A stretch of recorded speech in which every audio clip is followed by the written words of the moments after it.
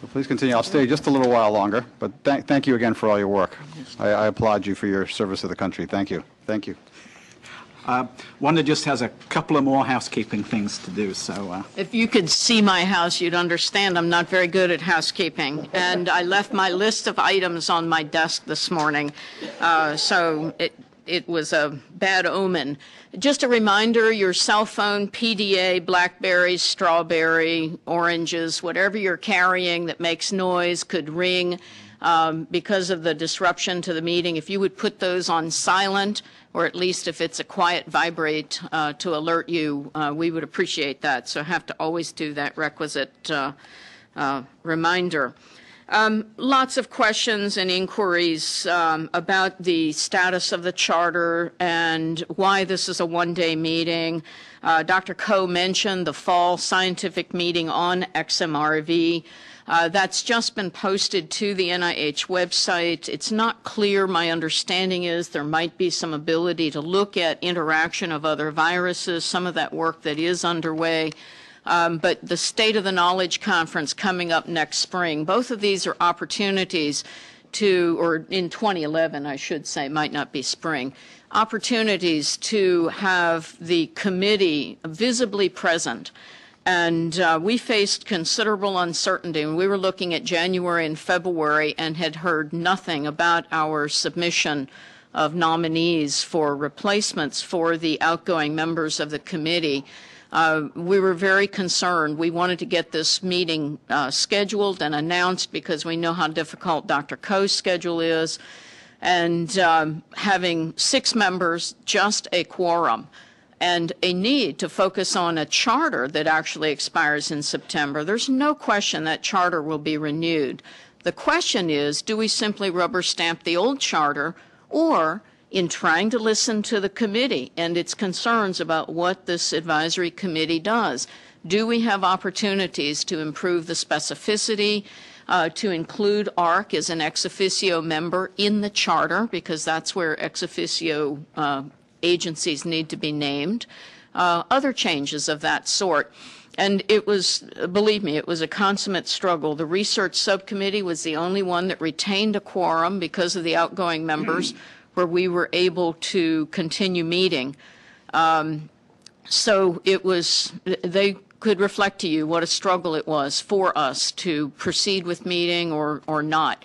And finally, we knew we just had to, either cancel entirely. We didn't consider that a viable option. We thought that would be worse than a one-day meeting, or conserve the funds, go with a one-day meeting, and look ahead to opportunities, perhaps the XMRV meeting, now that that's scheduled for the week of Labor Day.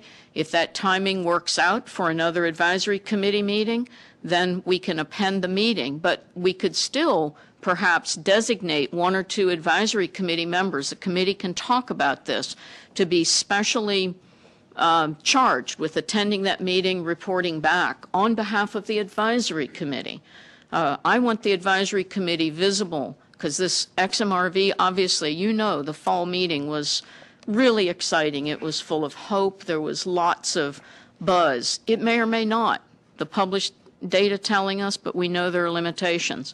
You'll hear from Dr. Holmberg shortly about the blood studies. Those will be reported out, at least some of that will be reported out at the fall meeting. So I think it's going to be important for the advisory committee to be more visible in these settings. So that was another reason this year particularly to try to protect a very limited budget that, we report this on the Federal Advisory Committee database at around $135,000, and that is actually up from the $100,000 that it used to be. Even with that, and that's based on last year's activities, the bulk of that cost is webcasting and travel for members. So stopping the webcasting is not an option, and ensuring visibility of CFSAC, if we can be creative, this was one chance for a lot of reasons, convergence of factors.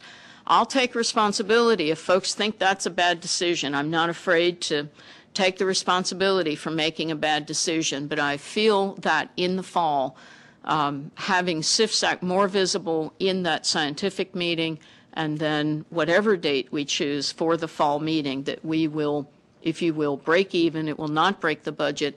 We will be stood better, in fact, for being a little more conservative on this particular meeting and in asking that the focus be on the charter and the operational procedures, because we hadn't anticipated we would have our new members get through that process. It was mystifying to us.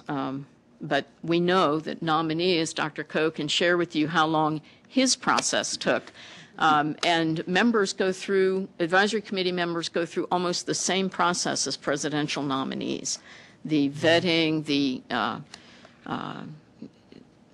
examination of possible conflicts of interest and everything is really a far more rigorous procedure than it's ever been.